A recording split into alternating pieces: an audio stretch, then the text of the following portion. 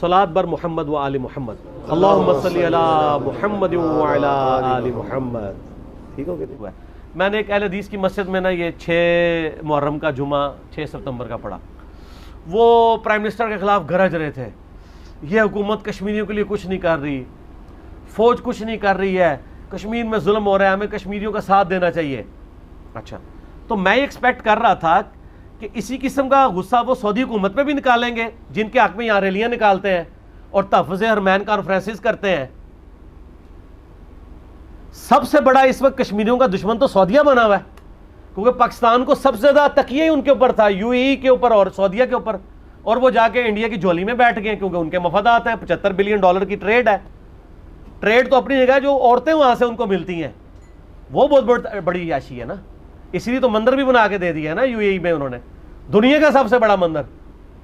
ठीक है, वो तो अबू दाऊद में हदीस है ना, क़यामत तो उस वक्त तक कायम नहीं होगी जब तक मेरी उम्मत के लोग दोबारा से बुत परस्ती में इन्वॉल्व ना हो जाए और मुशरिकीन से जा मिलें। तो हदीस फिट होती है, हमें नजर आ रही है यूएई में मंदिर के जरिए। और वो उल्टा इसमें भी इक्तफा नहीं कर रहे, बल्कि वो ये कह रहे हैं कि ये इंडिया का इंटरनल मामला है, इसको मुसलमानों का मसला ना कश्मीर को बनाया जाए।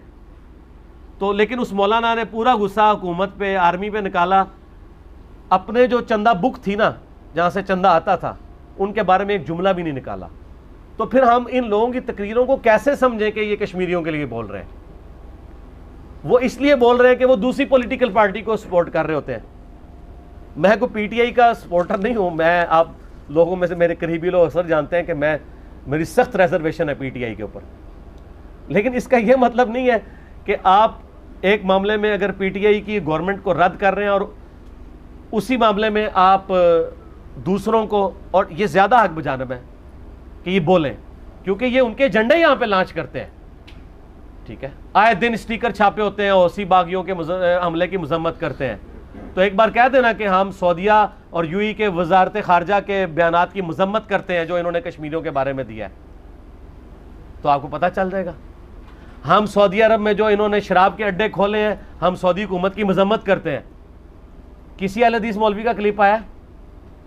हमें तो यहाँ कहते थे कब्रों के ऊपर जनाब ये कब्र परस्ती आम कर रहे हैं। वो कब्र परस्ती तो छोटी है, अगलों ने तो मंदिर बना दिया है यूएई में। किस हाफिज़ाउल्लाह का क्लिप आया है? किथे गए लाल रुमाल वाले, किथे गई तौहीद?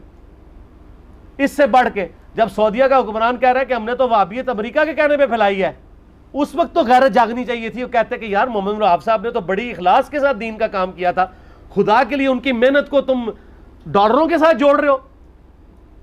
उनकी सपोर्ट में भी नहीं खड़े हुए। पैसा कितनी तगड़ी चीज है कि अपने बुजुर्गों से ही दस्तबरदार हो गए। हालांकि मोहम्मद रऊफ साहब की सपोर्ट तो करनी चाहिए थी, और मैंने की है बार बार कि मोहम्मद रऊफ साहब एक रासिखुल अकीदा मुसलमान थे। उन्होंने पूरी इखलास के साथ दीन का काम किया था, किसी के पैसे के लिए नहीं किया था। उन्होंने तो उस वक्त वहां पे आवाज बुलंद की है जबकि कोई आवाज सुनने के लिए तैयार नहीं था। पूरी लाइफ स्टेक पे लगाई है उन्होंने। 1789 ईस्वी में फौत हुए हैं। उनकी जिंदगी में तो ये रूज भी नहीं मिला, ये तो उनकी तीसरी नस्ल में आके तो वो ये मामलात आगे हुए हैं। और इनके बुजुर्गों को भी वो इस लेवल पे उनकी पूरी की पूरी दीनी खिदमात को कर रहे हैं। और दूसरी तरफ हम इमाम इब्न तैमिया के किताब सुन्नत के खिलाफ कोई कायद बता दें, वो कहते हैं ये शेखुल इस्लाम की तौहीन कर दी है। तो शायद से शेखुल इस्लाम चुक के उन्होंने सऊदी अरब दे अटलांटिक अमेरिका दे पैसिफिक ओशन ही सुट देता है, तो जुबान तो एक जुमला भी नहीं निकला। ठीक है, तो अच्छा, ये बड़े अच्छे मौके होते हैं आपको ये चेक करने के कि कौन दीन के लिए काम कर रहा है और कौन माल के लिए कर रहा है। ऐसे मौके आने से ही लिटमस टेस्ट होता है।